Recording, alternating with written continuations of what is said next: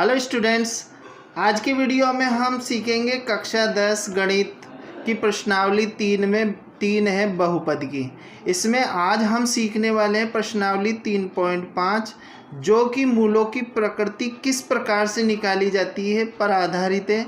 साथ ही साथ मूलों की प्रकृति के साथ साथ के का मान किस तरीके से ज्ञात किया जाता है, इस वीडियो में हम इससे संबंधित प्रश्न हल करने वाले हैं। इन प्रश्नों को अगर आप लोग सीखते हैं तो बोर्ड के एग्ज़ाम में निश्चित रूप से आप लोगों को ये सवाल देखने को मिलेंगे, चाहे से वो 1 नंबर में हो, 2 नंबर में हो या 4 नंबर में हो। तो ये प्रश्न आप लोगों को सीखना बहुत ही ज़रूरी है। तो वीडियो के साथ बने रहिए और सीखने का प्रयास कीजिए कि किस तरीके से मूलों की प्रकृति निकाली जाती है। अगर मूलों की प्रकृति को निकालने से संबंधित आप लोगों ने अगर मेरा पिछला वीडियो नहीं देखा है तो उसको एक बार ज़रूर देख लें। इसका मैं आप लोगों को आई बटन में लिंक दे दूंगा, आप लोग यहाँ से भी देख सकते हैं। साथ ही साथ डिस्क्रिप्शन में भी मैं उसका लिंक डाल दूंगा जो आप लोग वहाँ से भी देख सकते हैं। तो मूलों की प्रकृति किस प्रकार से ज्ञात की जाती है यहाँ पर हम आज सीखने वाले हैं। तो यहाँ पर हम पहला सवाल ले लेते हैं कि प्रश्न नंबर 1 है, निम्न द्विघात समीकरणों के मूलों की प्रकृति ज्ञात कीजिए। तो हमने देखा था कि जो मूलों की प्रकृति को ज्ञात करने का तरीका होता है वो होता है विविक्तीकर से। तो विविक्तीकर क्या होता है, मैंने पीछे बताया आपको। विविक्तीकर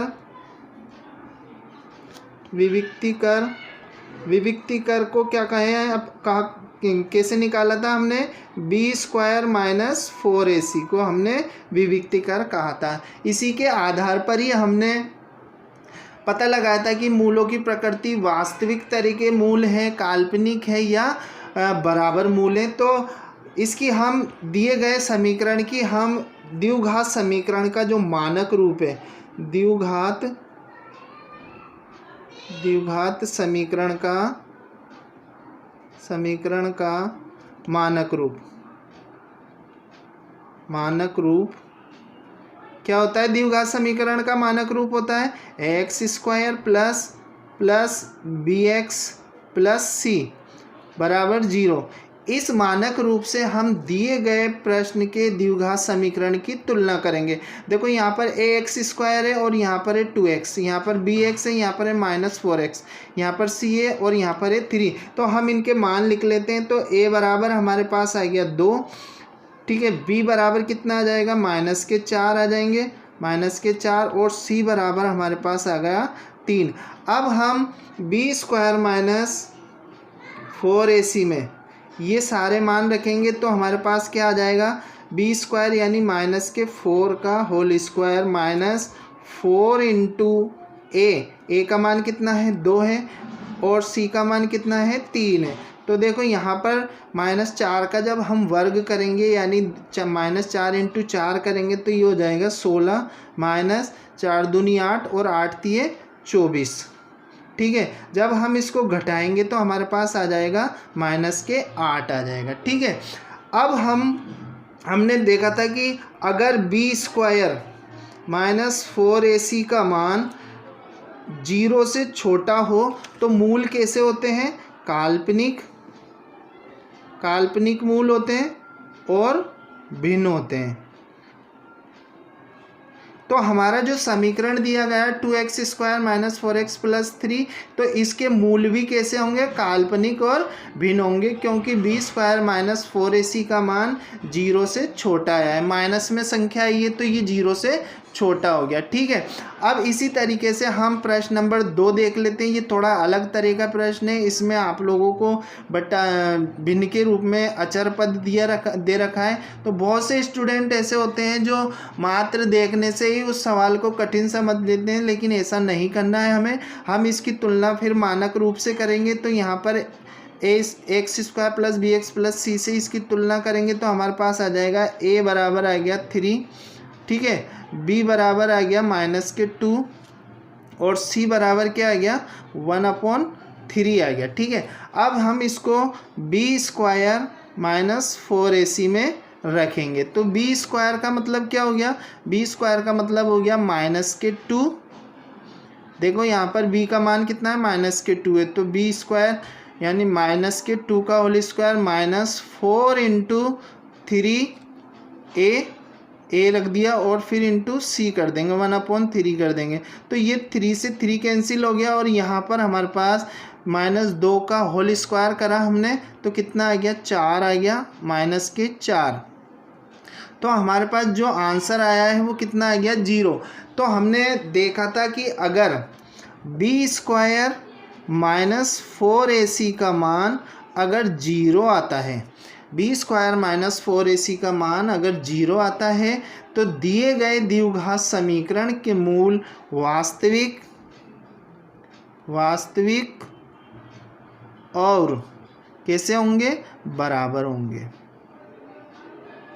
वास्तविक और बराबर होंगे। तो इस तरीके से हम इस सवाल के मूलों की प्रकृति के बारे में पता कर सकते हैं कि मूल किस प्रकार के होंगे, यानी कि इसके जो हल आएंगे वो किस तरीके के होंगे। अब जो सवाल नंबर 2 है वो तो बहुत ही इम्पोर्टेंट सवाल है और इस तरीके का प्रश्न आप लोगों से पेपर में पूछा जा सकता है। तो सवाल नंबर 2 क्या है, निम्न द्विघात समीकरणों में k का मान ज्ञात कीजिए, उसके मूल वास्तविक व भिन्न। तो k के मान से संबंधित प्रश्न आप लोगों से निश्चित रूप में एग्जाम में पूछा जाएगा। तो इसको बहुत ही ध्यान से देखना है आप लोगों को और सीखने का प्रयास करना है, क्योंकि एक बार सीख लेंगे तो आप लोगों को ज़्यादा रटने की ज़रूरत नहीं पड़ेगी। तो देखो यहाँ पर k का मान ज्ञात करना है और द्विघात समीकरण के मूल दे रखे हमें, वास्तविक और बराबर दे रखे। तो ये चीज़ इम्पोर्टेंट है, आप लोगों को इस पर ध्यान देना है कि मूल कैसे वास्तविक हैं और बराबर हैं। तो हमने जब मूलों की प्रकृति ज्ञात करी थी तो हमने देखा था कि अगर मूल वास्तविक और बराबर होते हैं तो b² -4ac का मान कितना होता है, 0 के बराबर होता है। ठीक है, अब इसकी हम मानक रूप से तुलना करेंगे, ax² plus bx plus c से हम इसकी तुलना करेंगे। ये मानक रूप है द्विघात समीकरण का, तो हमें प्राप्त हो जाएगा a बराबर प्राप्त हो जाएगा, यानी x² का गुणांक कितना आ गया, k+1। ठीक है, b का मान कितना आ जाएगा, b का मान आ जाएगा -2k+1। ठीक है, और c का मान कितना आ जाएगा, c का मान आ जाएगा 1 आ जाएगा। अब हम इसको यहाँ पर रखेंगे। ठीक है, b² यानी कि देखो यहाँ पर हमें बड़ा ब्रैकेट लगाना पड़ेगा क्योंकि b का मान -2 ब्रैकेट k+1 है, तो -2 और ये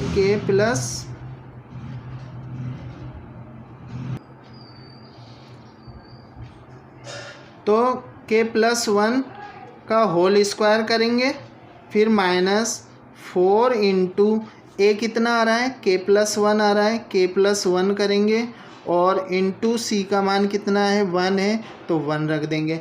अब जब हम इसको खोलेंगे, ठीक है, जब इसको हल करेंगे तो -2 के ऊपर घात 2 आएगी, तो ये कितना हो जाएगा, 4 हो जाएगा।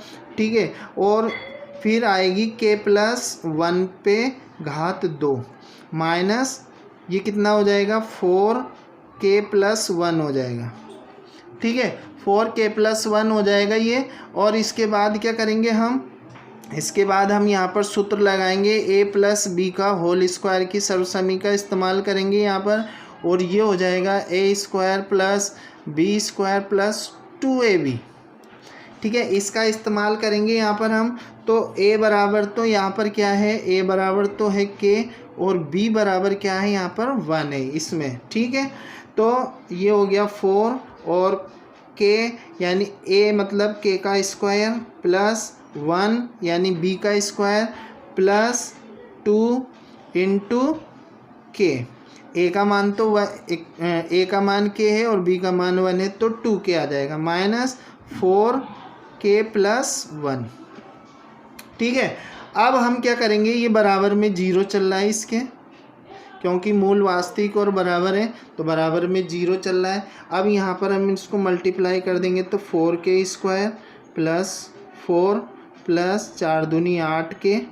ठीक है, -4k और -k 4 हो जाएंगे। ठीक है, अब यहाँ पर हम घटाएंगे इसको, तो घटाने के बाद क्या आ जाएगा हमारे पास, देखो 4k का स्क्वायर और ये देखो यहाँ क्या हो गया, ये 4 में से 4 कैंसिल हो गए क्योंकि 4 प्लस का है और 4 माइनस का है। अब यहाँ पर 8 में से 4 जाएंगे तो कितना हो जाए बचेगा, प्लस के 8 के बच जाएंगे, ठीक है, बराबर 0। अब यहाँ पर हम जो चीज़ कॉमन आ रही है उसको ले लेंगे। तो यहाँ पर 4k कॉमन आ गया तो अंदर बच गया k + 2, ठीक है। अंदर क्या बच गया, 4 बाहर ले तो 4 दूनी 8 बच गए, ठीक है। अब बारी बारी से हम मान रखेंगे। 4k के बराबर हम 0 रखेंगे, ठीक है, 4k के बराबर 0 रखेंगे और फिर k + 2 के बराबर 0 रखेंगे। तो k का मान कितना आ जाएगा यहाँ पर 0 और k का मान यहाँ से निकल जाएगा, ये इधर जाएगा तो -2 हो जाएंगे। तो k बराबर -2 और 0 के लिए इस द्विघात समीकरण के जो मूल होंगे वो वास्तविक और बराबर होंगे। तो इस तरीके से आप लोग इस प्रश्न को हल कर सकते हैं। ये 2 नंबर में आप लोगों से पूछा जा सकता है। बहुत ही इम्पोर्टेंट प्रश्न है आप लोगों को हल करने के लिए, ठीक है। अब हम देख लेते हैं सवाल नंबर 3, जो कि वो भी बहुत इम्पोर्टेंट है, ठीक है। तो हम यहाँ पर देख लें सवाल नंबर 3। सवाल नंबर 3 क्या है हमारा, सवाल नंबर 3 है हमारा, सवाल नंबर 3 है के ऐसे मान ज्ञात कीजिए जिसके लिए निम्नलिखित द्विघात समीकरण के मूल वास्तविक और भिन्न है। तो यहाँ पर ध्यान देने वाली बात यह है कि द्विघात समीकरण के मूल हमें दे रखे हैं वास्तविक और भिन्न। तो द्विघात समीकरण के मूल वास्तविक और भिन्न कब होंगे, जब हम b² - 4ac का मान 0 से बड़ा होता है, ठीक है। तो यहाँ पर हम ax² + bx + c से यहाँ पर तुलना करेंगे, मानक रूप है द्विघात समीकरण का। तो हमें a बराबर प्राप्त हो जाएगा k, ठीक है, ये क्या आ गया, b यानी 2 आ गया और c यानी कि 1 आ गया। अब इसको हम इसमें रख देंगे तो हमारे पास b का मतलब 2 का स्क्वायर हो गया, ठीक है, -4 × a × 1 इज़ ग्रेटर देन 0। इसको क्या कहते हैं, बड़े के निशान को ग्रेटर देन कहते हैं। तो यहाँ पर हो जाएगा 4 - 4k इज़ ग्रेटर देन 0, ठीक है। अब हम इसको पक्षांतरित करेंगे तो ये क्या हो गया, ये हो जाएगा 4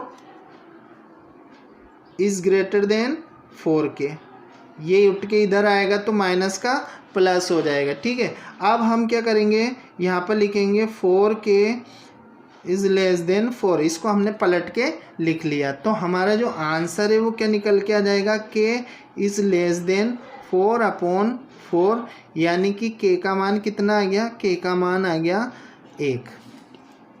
k का मान 1 से छोटा होगा, क्या मतलब है इसका, जब k का मान 1 से छोटा होगा तो इस द्विघात समीकरण के मूल वास्तविक और भिन्न होंगे। तो ये हमारा आंसर हो जाएगा। तो स्टूडेंट्स, आज के वीडियो में मैंने आप लोगों को समझाने का प्रयास किया है कि मूलों की प्रकृति किस प्रकार से ज्ञात की जा सकती है, किस तरीके का सूत्र इसमें लगाया जाता है और कौन सा सूत्र लगता है। साथ में आज सबसे इम्पोर्टेंट चीज़ हमने सीखी कि मूल k का मान किस प्रकार से ज्ञात किया जाता है। तो ये सवाल तो निश्चित रूप से आप लोगों को बोर्ड के एग्ज़ाम में देखने को मिलेगा, इसमें कोई शक नहीं है।